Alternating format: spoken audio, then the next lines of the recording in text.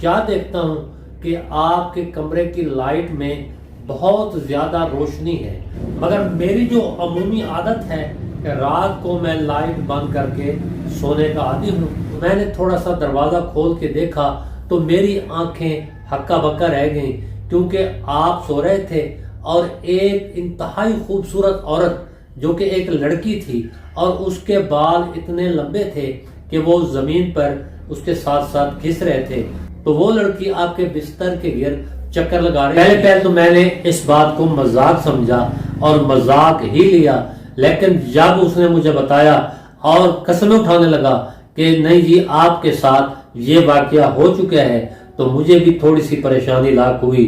لیکن پھر میں نے ان سے کہا کہ بھائی ہو سکتا ہے کہ یہ میری ہونے والی حور ہو جو کہ اس جہان میں آ کر مجھ پر پہرا دے رہی ہو، واللہ عالم، اللہ بہتر جانتا ہے۔ السلام علیکم دوستو، آج کی حقیقی سٹوری کا تعلق میری ذات سے ہے۔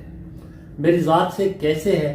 یعنی یہ جو آج میں آپ کو سٹوری سنانے جا رہا ہوں، یہ سٹوری میرے ساتھ وقوع پذیر ہوئی ہے۔ ہوا یہ ہے کہ آج سے کچھ عرصہ پہلے کی بات ہے، میں اپنے بیڈ روم میں سو رہا تھا اور اس بیڈ روم میں میں صرف اکیلا ہی تھا، اور ساتھ والے بیڈ روم جو ہے اس میں میرے ایک عزیز سو رہے تھے۔ میں تو اپنے خوابوں میں مست تھا، پتہ نہیں کوئی خواب دیکھ رہا ہوگا جب ایسے پرسکون نیند سو رہا ہوگا۔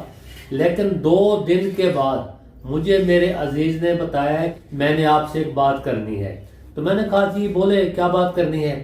تو کہتے ہیں میں نے آپ کے ساتھ 2 رات پہلے ایک واقعہ ہوتے دیکھا ہے۔ میں نے کہا بھائی کیسا واقعہ؟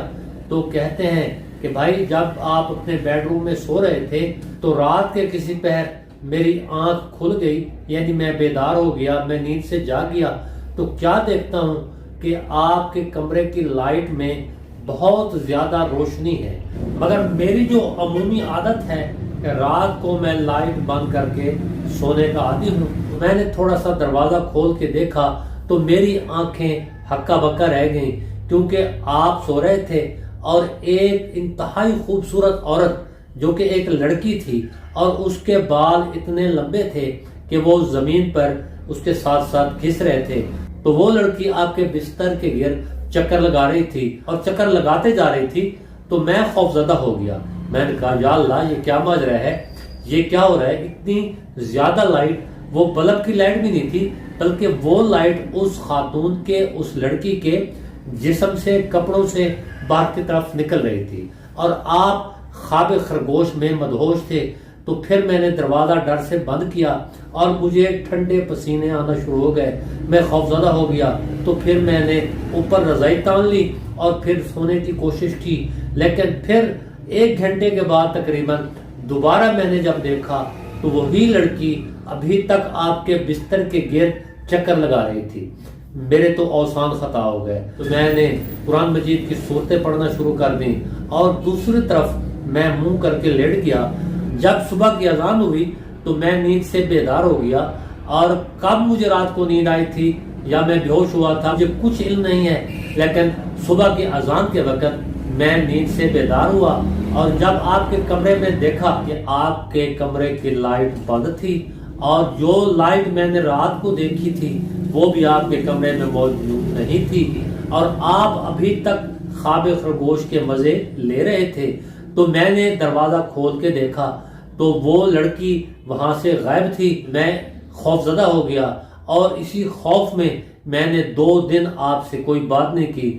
آج کچھ خوف کم ہوا تو میں نے کہا بات کرتے ہیں کہ یہ ماجرا کیا ہے، کون لڑکی تھی۔ پہلے تو میں نے اس بات کو مذاق سمجھا اور مذاق ہی لیا، لیکن جب اس نے مجھے بتایا اور قسمیں اٹھانے لگا کہ نہیں جی آپ کے ساتھ یہ واقعہ ہو چکا ہے، تو مجھے بھی تھوڑی سی پریشانی لاحق ہوئی۔